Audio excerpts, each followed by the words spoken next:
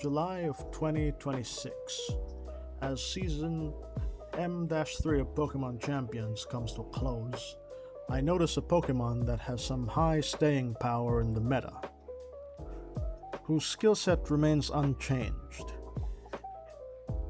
It's in the winning team of the North America International Championships, the male Basculegion. It's one of the few Pokemon whose gender gives it different stats. The male is a physical attacker with 112 base attack, while the female is a special attacker with 100 base special attack. Yes, it's not symmetrical. 12 points stayed with the attack, making the female Basculegion have 92 attack, which doesn't mirror the special attack of the male Basculegion, which is 80. Because of that, the female Basculegion is not as favored compared to the male. As a rule of thumb, you want at least just one stat more sharp than the other attack stat. Anyways, to avoid confusion on which Basculegion you got, male Basculegion has red lines, streaks, and dots, while as its shiny variant has purple. Anything else is female. Basculegion has a superb typing, being both water and ghost. Makes it immune to normal moves like a fake out, as well as immune to fighting type moves. This typing resists poison, bug, steel, fire, water, and ice type attacks. This typing also has fewer weaknesses compared to other Pokemon. It is only weak to Ghost, Grass, Electric, and Dark, both at ×2, nothing super effective at ×4.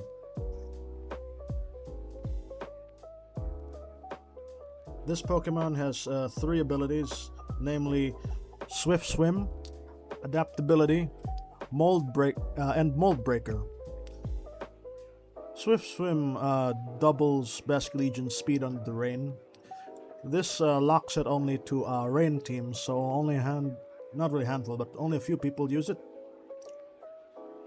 The one with 80% user rate, or 80 plus, I don't remember it offhand, but it's about 80 something, uses adaptability. So this ability essentially doubles Stab, which is same type attack bonus. So this makes Ghost and water type moves from Basculegion hit like a truck. Nobody uses Mold Breaker. It essentially stops defensive abilities from working. So, like Levitate gives ground immunity. A Pokemon with Mold Breaker can hit a Pokemon with Levitate using Earthquake, something to that effect. And Basculegion doesn't have any, or at least the male one doesn't have any attacks that benefit from having Mold Breaker, so it sees 0 usage.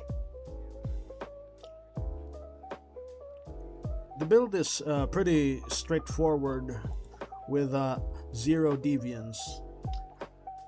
Basculegion is always jolly, as it needs to maximize its attack stat. Speed stat, pouring all 32 stat points onto it, capping out at 143.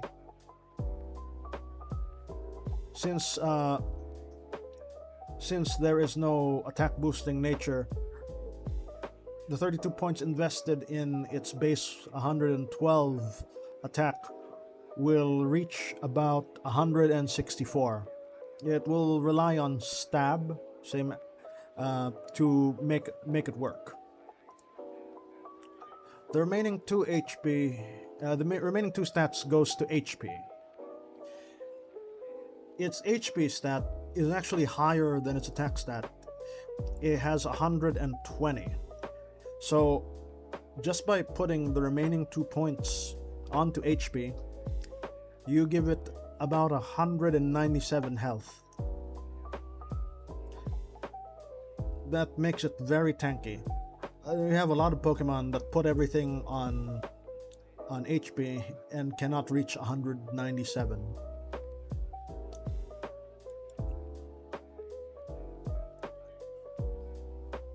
Anyway, so Basculegion's build is defined by speed. It's half of its equation. So it needs to hit you fast and KO, and one hit KO whatever it hits. But how do we do that? Because last I checked, 143 isn't that fast. The reason for that would be Choice Scarf. A lot of people use Choice Scarf, making it 143 214. This gives a 50% speed boost. Now, that's not the only way Basculegion speeds up. Other variants would do Swift Swim in the rain to double the speed,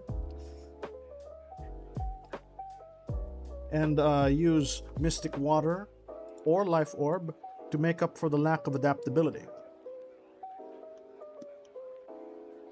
They primarily focus on water type moves, as Rain also boosts water type moves by 50%. The other variant, which is I believe the stronger of the three, has a ally that sets up Tailwind. Both Tailwind and Swift Swim double Basculegion's speed, so we're looking at 286. Nothing in the roster of Pokemon champions can naturally outspeed 286, not without any help. So we got one part of the equation down, which is speed. What about the one-hit KO damage output aspect of it? 164, even with double the bonus from stab, doesn't get you that far. Well, it's because they have access to Last Respect, arguably one of the strongest ghost type attacks there is. So it starts off with base 50 power, but it increases by an additional 50 for each Pokemon in your party that's knocked out. At one Pokemon knocked out, we're looking at 100 base, which is very respectable. A lot of attacks you see are about 80 to 90 base power. At 3 Pokemon knocked out, it becomes 200 base power. With adaptability and still not factoring in Life Orb, it can one-hit KO almost any Pokemon. And because of Last Respects and its insane bulk, you can actually see this fish make comebacks, 1v3s and whatnot, 1v4s. It basically targets, it does threat assessment. It will attack the Pokemon that it thinks will deal the most damage to it, and the partner will deal minuscule damage to it, which it can survive with its bulk. So that's its main bread and butter move. We have other side options. We have Wave Crash. This one's the one that's more favored by the Swift Swim users. Again, Under the Rain, this is boosted by 50%, so this makes up for the lack of adaptability. This is also used by the the Tailwind Riders, because sometimes there are a couple of things that can resist ghosts, and you want to make sure you just hit it with a wave crash instead.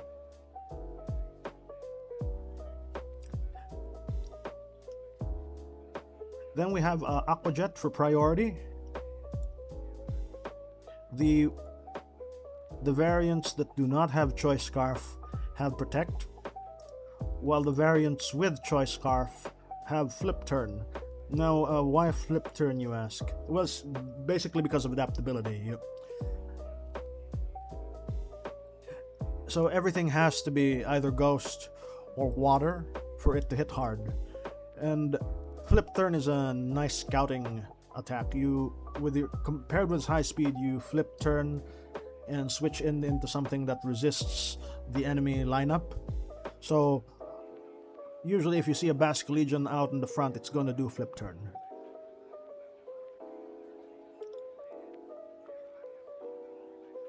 So now that we understand why it's so threatening, how do we beat it? I hate to break it to you. It's so powerful that you might have to dedicate up to 2 Pokemon to beat it. There are some exceptions, of course. We have Mega Aerodactyl. It's 220 speed, as long as it's Jolly, can outspeed the Choice Scarf variant of Basculegion by itself, and land it with a Crunch. But even with 187 attack stat and Tough Claws, the double damage you deal with the Crunch, you're still praying for a high damage roll. As you can see in this damage calculator, it's between 87.3% of Basculegion's life on low roll and 100%, more than 100% on high roll. So, because of how the rolls work, it only has an 18% chance to one-shot a standard Basculegion set that is Choice Scarfed. So that tells you how, that's a testament to how bulky this thing is. Anyways, to account for all variants of the male Basculegion, and your best option without radically changing your team is to get a Sucker Punch user. Kingambit has a high usage because its Sucker Punch can one-hit KO a Basculegion. In fact, that's probably one of the main reasons why people have Kingambits. And other ghosts, but it's mainly Basculegion. And if you're not a fan of Kingambit, you could do Hisuian Samurott. It's a nice substitute. Being dark and a water and dark type means it can resist Basculegion's attacks, and it can throw a stab Sucker Punch. Personally tested this, and it has seen some results. I have one-shotted a couple of Basculegions, so that's great. But you also have to take into consideration that Basculegion players have been in the game for a very long time, and they would have prepared counters for things like this. This is actually one of its bigger weaknesses. So they have things like Farigiraf, Serena, or even just a fighting type to threaten these dark type Pokemon. Sneasler comes to mind.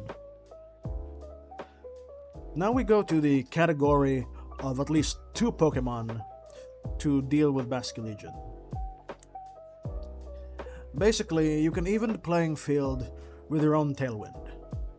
You'd want a Whimsicott or a Talonflame either have priority Tailwind to catch up with the Swift Swimmer and Tailwind riding variant of this fish. Then you need to have a Pokemon with speeds above 143, So when doubled, the tailwind will, will make it outspeed the Basculegion.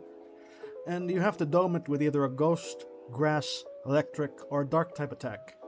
Make sure its striking power is above what Aerodactyl was pumping out. So it was pumping out 187 attack stat. With top class, it's a plus 30%. So you're looking at, you probably want to do beyond 187 with stab. So it's either ghost, grass, electric, or dark type. Same attack bonus, or at least an item maybe. Either special or physical. Though, if we look back, Basculegion has a weaker physical defense, so you could do that.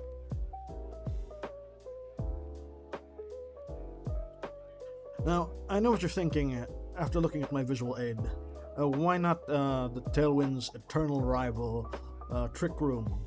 The problem with Trick Room is it can't be set up with priority. It'll always go last, meaning that the Trick Room setter has to tank a hit from the Basculegion, which probably will end up knocking it out before setting up the Trick Room.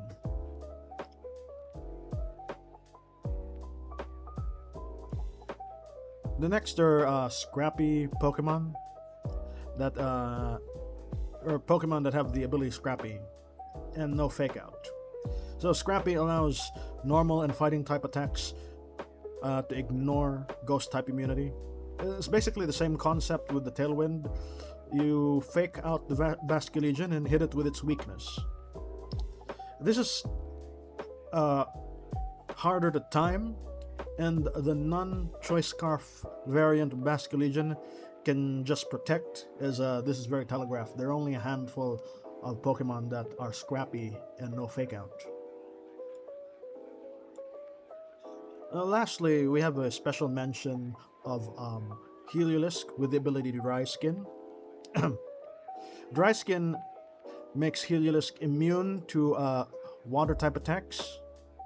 It heals it a bit of health as well under the rain every turn. And being normal type means it's immune to ghost type moves. So essentially, Basculegion can't hit it with Last Respects, and the Dry Skin ability makes it immune to Wave Crash, Aqua Jet, and Flip Turn. Heliolisk is also an electric type, which means it can hit it for super effective damage. Sounds good on paper, correct? The problem here is someone who has used one for a while. I can tell you that the ladder is very hostile towards this Pokemon. It is overrun with ground types as well as fighting types that can most definitely one-shot it. It is very frail. It will not survive a stab, ground, or fighting type move. And as I mentioned, seasoned Basculegion players would also know of this weakness and would have prepared either a ground or fighting type to deal with this. So use it with caution. Well, that's all I have to touch on this topic. Hopefully this helps. You have a better matchup against Basculegion.